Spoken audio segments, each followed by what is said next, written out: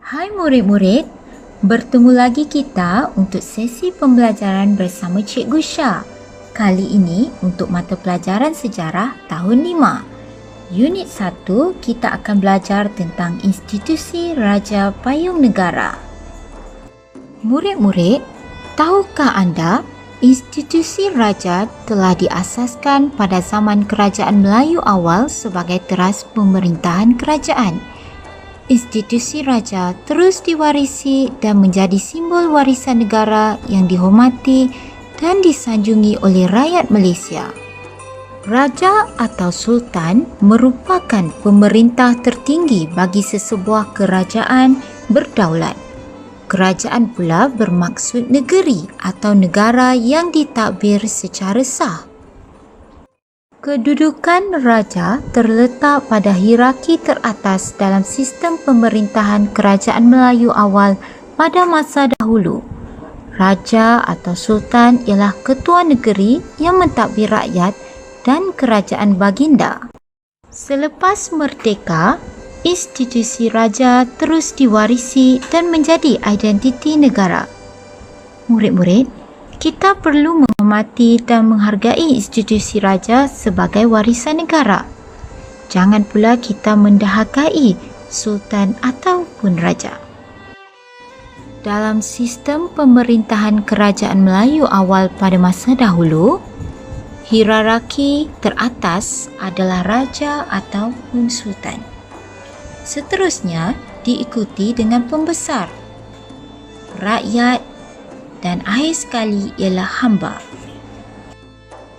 Mengapa kita perlu menghormati raja atau sultan?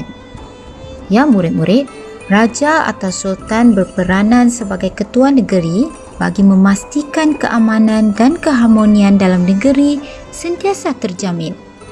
Kini terdapat 9 buah negeri yang mengamalkan institusi raja. Ketua negeri-negeri tersebut menggunakan gelaran yang berbeza-beza.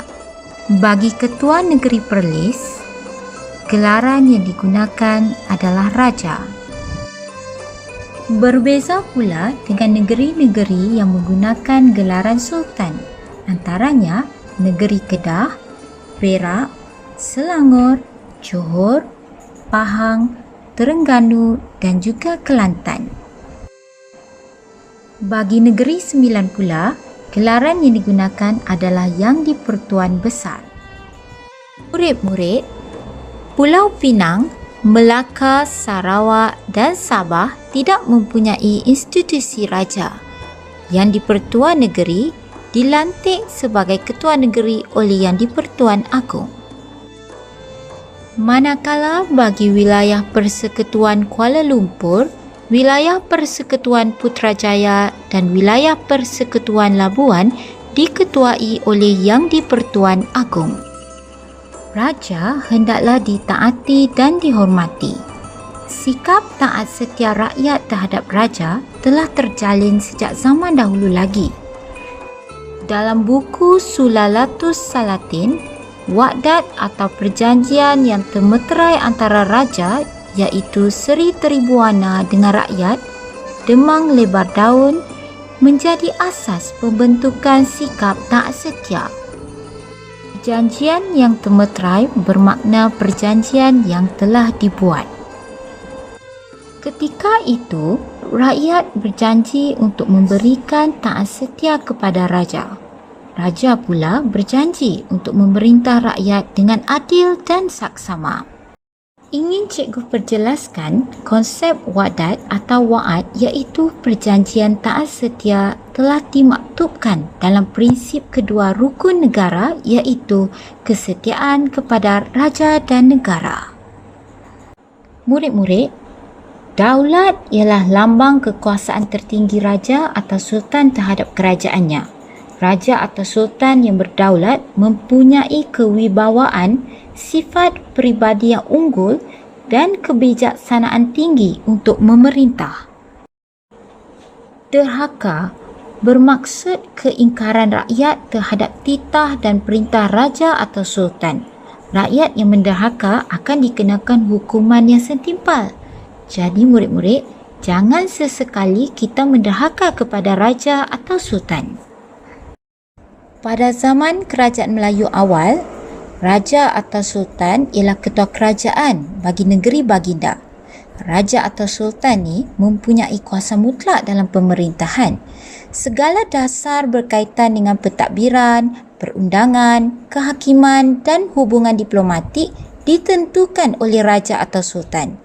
Raja atau sultan dibantu oleh para pembesar untuk mentadbir kerajaan. Beralih pada zaman penjajahan British pula, raja atau sultan masih dikekalkan sebagai ketua negeri. Namun begitu, raja atau sultan tidak mempunyai kuasa mutlak dalam pemerintahan. Raja atau sultan merupakan ketua agama Islam dan adat istiadat Melayu di negeri baginda. Penasihat British dilantik bagi setiap negeri untuk mengurus pentadbiran negeri. Kini kita beralih pada zaman pendudukan Jepun. Raja atau sultan masih dikekalkan sebagai ketua negeri dan raja atau sultan tidak mempunyai kuasa mutlak dalam pemerintahan. Raja atau sultan hanya merupakan ketua agama Islam dan adat istiadat Melayu di negeri masing-masing. Gubernur Jepun mengurus pentadbiran negeri-negeri Melayu. Ya murid-murid, kedaulatan institusi raja menjamin kemakmuran dan keamanan negara. Sebagai rakyat, kita seharusnya mempertahankan kedaulatan institusi raja tanpa berbelah bahagi. Jika kita tewas dengan penjajah, maka negara kita akan dijajah kembali. Kini, institusi raja selepas merdeka telah memperkenalkan sistem raja berperlembagaan. Kuasa raja atau sultan adalah tertakluk di bawah perlembagaan negeri. Pentadbiran negeri diketuai oleh Menteri Besar dan dibantu oleh Majlis Eksekutif. Institusi yang di-Pertuan Agong diperkenalkan selepas merdeka. 9 orang Raja Melayu dipilih sebagai Yang di-Pertuan Agong secara bergilir. Pentadbiran negara diketuai oleh Perdana Menteri dan dibantu oleh Jemaah Menteri. Apakah yang dikatakan Majlis Eksekutif? Majlis Eksekutif ialah organisasi yang menjalankan tugas pentadbiran. Jemaah Menteri adalah badan yang dianggotai oleh Perdana Menteri dan Menteri-Menteri Kabinet.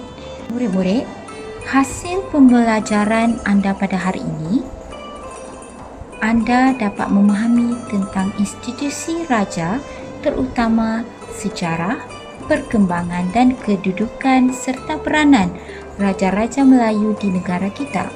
Cikgu harap anda dapat memupuk rasa bangga terhadap institusi raja sebagai warisan negara. Tanpa institusi raja yang kokoh, negara kita mungkin akan dijajah lagi. Sekian dahulu pengajaran cikgu pada kali ini. Jumpa lagi di lain masa. Bye.